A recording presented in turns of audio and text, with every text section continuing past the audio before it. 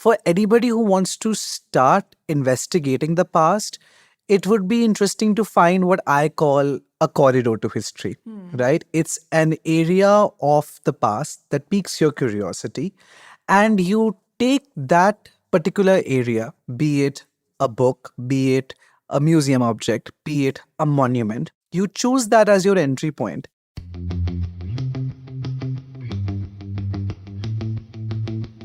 This is the For Old Time's Sake podcast by Itihāsology, hosted by Eric Chopra and Kudrat Singh. In this podcast, we dive deep into the fascinating and multi-layered past of India, all while keeping histories of emotions and experiences at the core of our discussions. Here at Itihāsology, we believe that nobody should feel left out of history. We're not just sharing stories about the big names, dates, and places.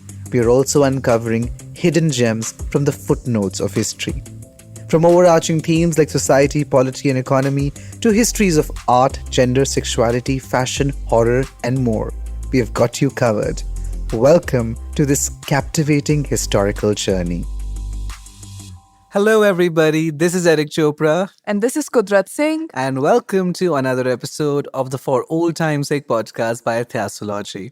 A very happy new year to all of you. So we thought that to start off the new year, it would be a good idea to take some of the questions that we've had over the past few weeks on our Instagram, on this podcast, and at various other places where you guys have actually asked us questions about our work, about history. And though we know how resolutions usually tend to go, we still think it's a good idea if any of you are wanting to make 2024 your year of falling in love with history, or if you're already a history aficionado, for you to expand this love. I think it's a good idea to then take some questions that we are asked regarding the past, regarding our work at Itihāsology, so that it could give you all a bit of encouragement to take up the subject. Okay, so the first question that we have is also one of our most frequently asked questions, which is, where does one start to read history? Or how to start if you are just getting started with the subject? Right. So I think this is genuinely one of the most asked questions because I understand how perplexing it can be to figure out a starting point, especially because you're dealing with a subject that deals with chronology. It deals with timelines. It has what we believe a certain beginning. But, the last time that we picked up this question, Kudrat, I think it was interesting that we asked a question to this question. We said, when you think about where does history begin, do you think about where does history end? Right? There is no ending point to history. It's a continuous process. We're a part of it. We're in the making. So while, yes, there is a certain chronological way in which you can approach the past, wherein you start from the very beginning, be it in the Indian context, prehistory or proto-history. You could start off with the Harappan civilization and then go as time goes and takes you. But I also think for anybody who wants to start investigating the past, it would be interesting to find what I call a corridor to history, right? It's an area of the past that piques your curiosity, and you take that particular area, be it a book, be it a museum object, be it a monument, you choose that as your entry point. For example, if I talk about medieval paintings, right? Let's talk about paintings from the Mughal atelier. I can start by looking at a painting that fascinates me, and the first thing that will speak to me is the technique, the visual story that's being conveyed. But that will also then take me to the craftsperson behind it, the painter behind this work. That will take me to the patron behind this work. That will take me to the context of the patron.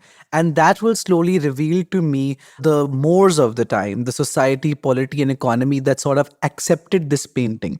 And what this painting is also a result of is the said society, polity, and economy. So, looking at certain things that interest you can become your entry point and then give you a sort of technique to approach the past with. So it's not definitely this chronological point of view, but a more interest-driven approach. What do you think? Yes, Eric, I agree with you completely. And I think that while beginning this process, it's very important not to be daunted by timelines. I mean, especially if you look at something like prehistory, for example, the time periods in prehistory literally span millennia. And it can be very intimidating for someone who's maybe more accustomed to reading, say, fiction, which is set in a particular space, in a particular time, and everything is very clearly figured out. That is not the case with something like prehistory. But when you find that one corridor, like you said, into something like that, it can really open the doors for you to explore more and to understand. Because essentially, what we're looking at is patterns, Yeah. right? Patterns of how people were, what they did, what the context was. And I think that once you pick and choose the way that you want to approach the subject, things will start to fall in line for you. And the beautiful thing about history is that there is something for everyone. And more history is being written about very niche, very interesting areas. So we have a lot of histories of fashion and textile. We have histories of trade and commerce. There's military history, which is huge. So there's Food something, history yeah, is something yeah. that's really. Food history, again, very interesting. So there is something for everyone. Yeah. And you just have to look and you will find your. You'll find your way. Yeah. And I absolutely agree with you, Kudrat, when you say that we have history for everyone. Because at the end of the day, these are our stories, right? So you will chance upon yours too. It's just that certain stories have gotten more limelight than others. Yeah. But all our stories are there. We just need to find them. And one more point I would like to add here. Kudrat and I did our undergraduate in history together. And we realized that there are certain parts of your syllabus that might not pique the same interest in you that other parts of history do. And of course, as a student, you have to deal with all of it. And it can sometimes feel so immense, so expansive. The enormity of it can be intimidating. But I think the way in which we coped with it was realizing, and this is of course because of the work that we also do at itihāsology, we're just constantly trying to find how do histories relate with one another. And this is not really like such a, like, if you are not interested in a certain aspect of the past, does not mean that it is completely unrelated to an aspect of the past that you are interested in. So the ideas that you may learn from areas that you're not interested in can also complement those that you do find fascinating. So it's about finding those ideas and that way engaging with the past, even those areas that you do not like, you may end up liking, right? And you'll realize it's not that separate. I mean, you may be interested more in an economic aspect of the past, but you'll realize how it's so intellect with societal mores and polity. So it's about finding those connections. I think that's what the subject is about. Yeah. Another question that we have, Eric, is what are some of the rudimentary things that one must ensure while writing academic histories and narratives? Yeah. I think this question deserves a multi-layered answer because there are many steps to writing good academic history or producing impactful work in any of the humanities disciplines. Yeah. And before, Kudrat, we just answer this question, I think it's important for all of you to know that we also do not speak as an authority on this subject. This is a constant learning for us too, but we engage with history very seriously. And itihāsology's main objective is to be steeped in rigorous academic research while making our research and our contribution more accessible and inclusive for people to refer to. Yes. So we speak from that, and we speak from the experience of being history students, from what we have learned from our professors especially. So we are just going to pass down some of the knowledge that we know. So, Kudrat? So I think that the best starting point is, of course, to read as much as you can, read as widely as possible. It's also very important to stay abreast of interdisciplinary works that are happening. If you're looking at history in particular, it could be political histories, it could be the latest archaeology in a particular field. It could even be something like the latest mathematical models being employed to a particular area of economic history. So, as different as these areas might seem, it is important to go over them, understand what they're trying to say, and incorporate them in your work if they're relevant. Besides that, it is also very important to be aware of the evolution of the research in your field. A lot of the times, we do see that just because a paper was written in the 1950s or 60s, students today feel that maybe it's not relevant because so much time has passed. But those are the foundations of where we start to get answers or hypotheses to historical questions. So it's very important to see the people's work and to see who has laid the groundwork, where they started from, and get ideas about what you can do differently by looking at this evolution. Because other people have made your research easier by starting from somewhere, and you are contributing to that. Besides that, you must also not ignore primary sources. A lot of times we just rely on, most recent research papers in journals or recent books, and we ignore primary sources. But it's very important, again, to go back to the original work, especially if you can read it in the language in which it has been produced. That would be the best, because then you don't lose the essence of what the work communicates. So that is, of course, essential to historical research. And also in primary sources, I'd like to mention that wherever ground research is possible, you should do it. Whether it's a site, whether it's a museum object, whether it's a digitally available painting, whatever it is, you must engage with it. Even oral testimonies, for that matter, can vastly contribute to your work. Yes. And I think to this, Kudrat, you've done very interesting work, especially when you were studying at Cambridge. So I would like you to give a sort of example of the groundwork that you did and what did it involve? So while my groundwork was not pure history, I was looking at something more current. It did convey to me the importance of oral histories, of oral testimonies. And what I saw was that I came out of interviews with so many more questions and, of course, some answers as well. But I think it gives you perspective when you talk to the local people, the people who are most directly impacted by what you're studying. And that perspective is crucial for someone who is going to be spending lots of time sitting in one place with their laptop, with a bunch of primary sources. You do need perspective to expand your own views after you've reached a sort of choking point. Yeah, absolutely. I also would just like to add that Kudrat said when she was speaking about primary sources that it is ideal that you refer to it in its original language, but we completely understand that it is not always possible. Yes. You may want to engage, especially, for example, somebody who wants to look at, maybe let's again, we spoke about Mughal paintings. That's why I'm just continuing that thread. You may have to look at a lot of Persian sources, right? But you may not know the language. yeah. You may not know Persian. In that case, it is very important to be wary of the translations. Now, here's the catch. the catch, right? Because you may think, okay, if there is an English translation, I can just pick it up. Doesn't matter who's translated it. But no, not only does it matter who has translated it, but also in the time period in which it was translated. Yes. Because translations too evolve. And I mean, this will be, this is like a sneak peek, this will be in a future episode. For example, when the Kama Sutra, the ancient Indian text, was translated in colonial India, the translation, the first one that comes out by Richard Burton and Peers, that carried inaccuracies which were only sort of, I don't want to use the word solved, but for convenience over time, right? So translations too, you need to be very wary of the kind of translations that exist. And obviously, again, connecting to the point Kudrat said, that just because a certain translation has been, considered to be completely outdated, it doesn't mean that you don't keep knowledge of it. Because that will reveal to you how your particular field has evolved over time. And you'll be able to make comparisons. You'll be able to get a sense of, okay, what's the difference between this translation and this? And therefore, it gives you a more nuanced perspective. Absolutely. Yeah.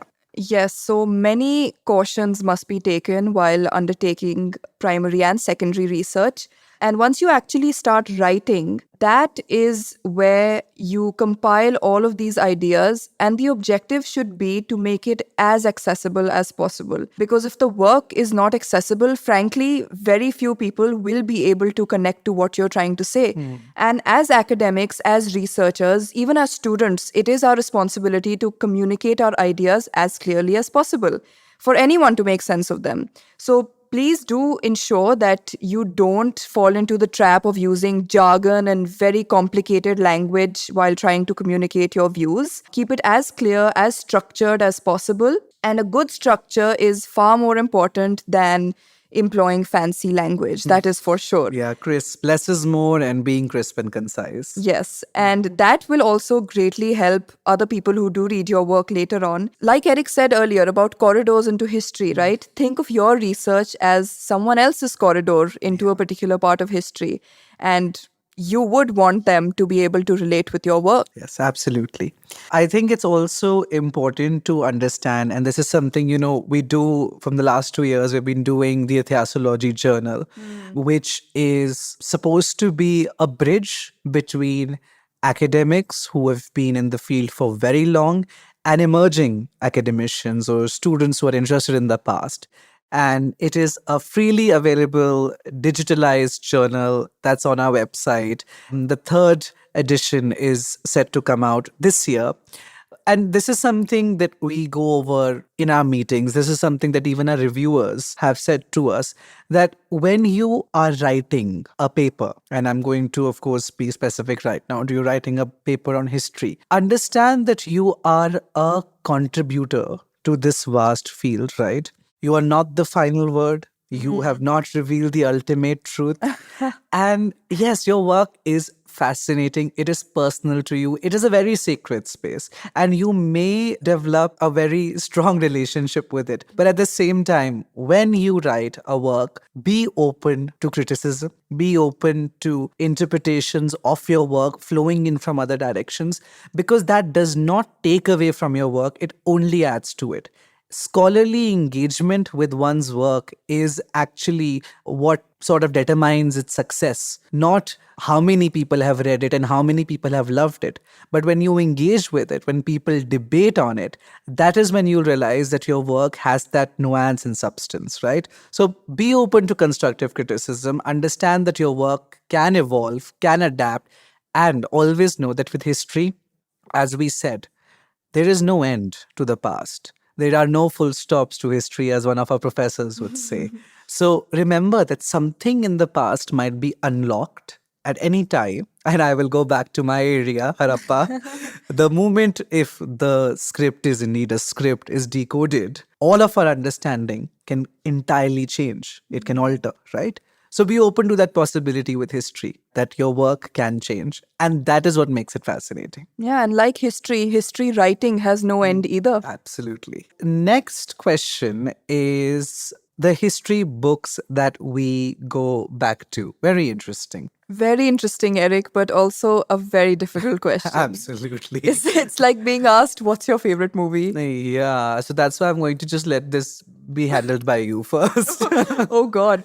Okay. Okay. To start off, I think we can both agree that Upinder Singh's A History of Yes. Ancient and Early Medieval India has Hands down. been like a canon for us. It's the book. Yes. You as students of history, Indian history, that's somewhere that you really start. And the way in which it covers such vast geographies and time periods, of course, only till early medieval. Yeah. And it's rich with images and illustrations and charts and tables, and it is truly a very important contribution. And I think that's something that we go back to frequently. Absolutely. For anything ancient and early medieval, it is the go-to book. Absolutely.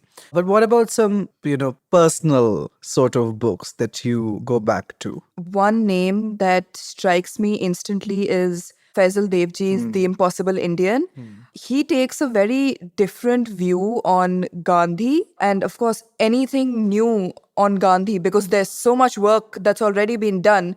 So for anything new to come out, it really has to be Yeah. drastically different from Absolutely. earlier interpretations. Yeah.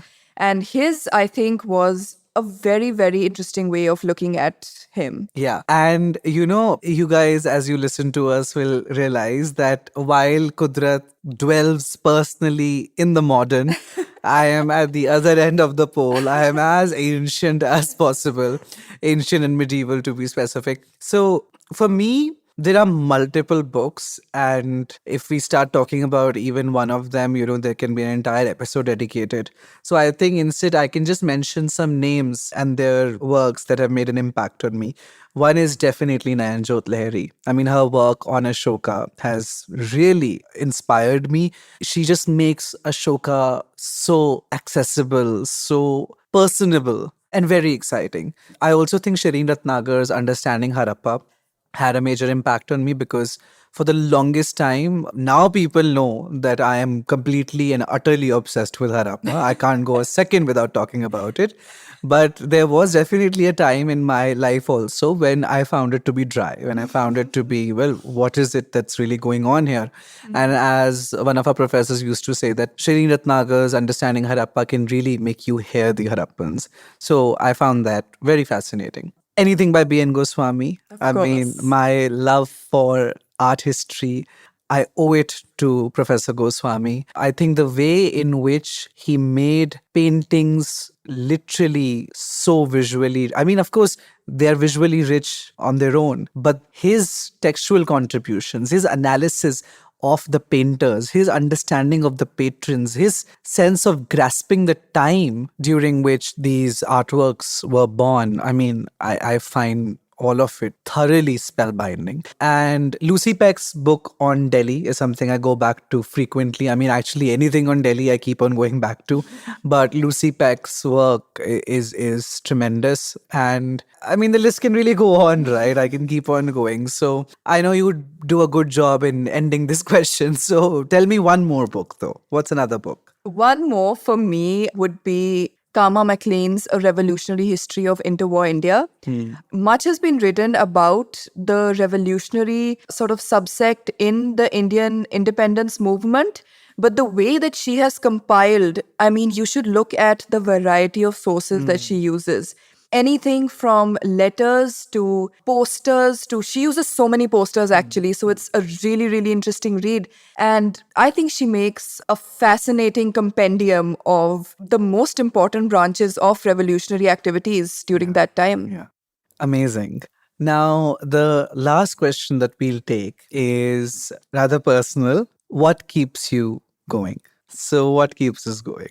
I think, Eric, that from this conversation especially, and from our past few episodes, it is quite evident that we are obsessed Yeah, fascinated. with history. No, Yeah, you took in the fascinated. word, you're looking for is fascinated. Utterly, completely devoted to the subject. And not only from the podcast, but from our great digital footprint, with itihāsology, with the work that we've been doing for last 5 years now. It is obvious. So I think what genuinely keeps us going is community. The sort of family of history aficionados, as we call them, that we have built over the last few years. Be it all of you who have come to our heritage walks or our museum tours, to our events in art galleries, or to our conversations and workshops that we have done online, to everybody who engages with our posts. Yes, and every DM that we get, every comment on our work, or whether it's a post, whether it's a reel, even something like a story response can be so encouraging for us. And it genuinely gives you a sense of people valuing your work. Yeah. And I think that a supportive community, more specifically, has been instrumental in keeping us going. Absolutely. And the community is not only just comprised of academics or historians. I mean, we have had the pleasure and honor of meeting and learning from so many people from so many different fields. And their insights has truly made our work so interdisciplinary. So I think it is community, it is your love, your encouragement, your support that keeps us going. Thank you for that. And thank you for tuning in to another episode of the For Old Time's Sake podcast by itihāsology. This is Eric Chopra. And this is Kudrat Singh. And we'll see you again very soon in our next episode. Bye-bye.